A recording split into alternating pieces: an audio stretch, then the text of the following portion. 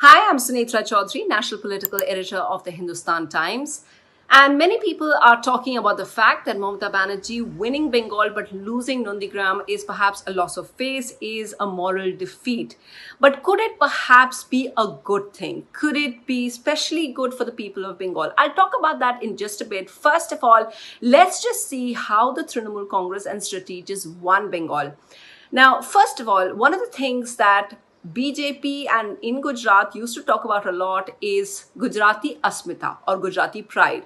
Now, after Bengal's win, that's something that a lot of Trinamool Congress strategists have also started talking about Bengali Asmita. Now, it's been actually the theme of the campaign for the Trinamool Congress throughout the election. That's where Joy Bangla comes from.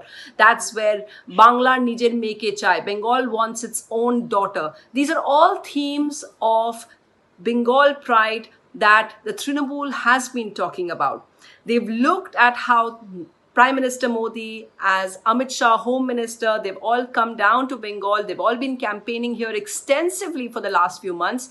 And they felt that the way to counter them was to say that these are outsiders and we have to protect our own culture. And this is the way they found to do it. So while the BJP tried to attack by calling her Pishi Bhaipo and trying to call her all kinds of things, it seems that the people of Bengal accepted Mamata Banerjee's version that she was one of their own and they voted her right back. The second thing, of course, is how did the Trinamool counter anti-incumbency? It was considerable since they'd been in power since 2011, and many people were upset about the fact that most recently Amphan cyclone, that relief just hadn't reached them as quickly as they wanted. So there were two things that the government and the party did. First of all, they launched certain programs which worked very well. One was Didi Ke Bolo. Now, what strategists say is that it gave them an opportunity to listen to people's grievances. People were able to, those who were upset with the whole cut money factor, they were able to go public with it. The party could also show a way that they were dealing with this. They also got to know what the real problems of the people are and were seen to be addressing them. That's most important in politics, perception, and they felt that this program gave them that opportunity. The second thing was a program that became very, very popular. That's Dure Sharkar, government at your doorstep. Now, if Trinamool schemes like Konna Shri, West Bengal schemes like Konna Shri, they were the winning formula of previous elections like the 2016 elections. Dure Sharkar, government at your doorstep, seems to have been very, very popular. And that's what the strategists are saying, that this vote is a vote for delivery of some of these schemes, welfare schemes, and which made a lot of the people in the villages, in rural areas do well. This scheme is the star among all of the delivery schemes that they have.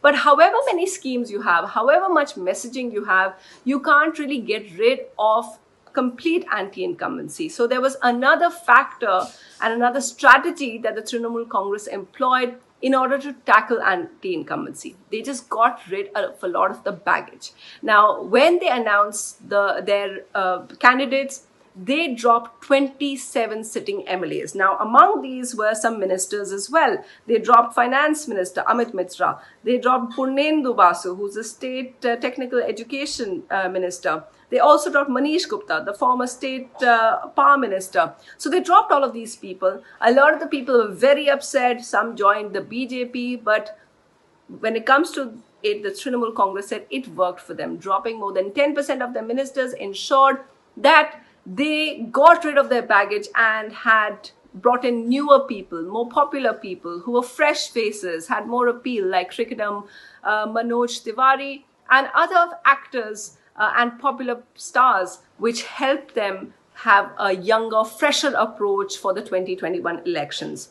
And finally, let me return to my original point about why Mamata Banerjee's loss in Nandigram may be a good thing, not just for the people of Bengal, but also for her. Remember, it comes at a time when many of her supporters and a lot of her critics as well are pointing out that this win makes Mamata Banerjee actually a prime ministerial candidate. It could be in 2024 her as a uniting force of the opposition against Narendra Modi. At this time, when she has managed to come back with an even bigger mandate, at this time, perhaps the loss in Nandigram is just one of the things that can keep her grounded to her roots, grounded to the reality that democracy is something that can turn at any given point of time, that people of that area can vote you out of power however big you are. And that reminder is good not just for all the people and all the citizens of Bengal who may feel that hubris can be a problem in the coming days. For all of them, perhaps, and for Mamata Banerjee, it's one of those things that can be something that will keep her grounded for the next 5 years.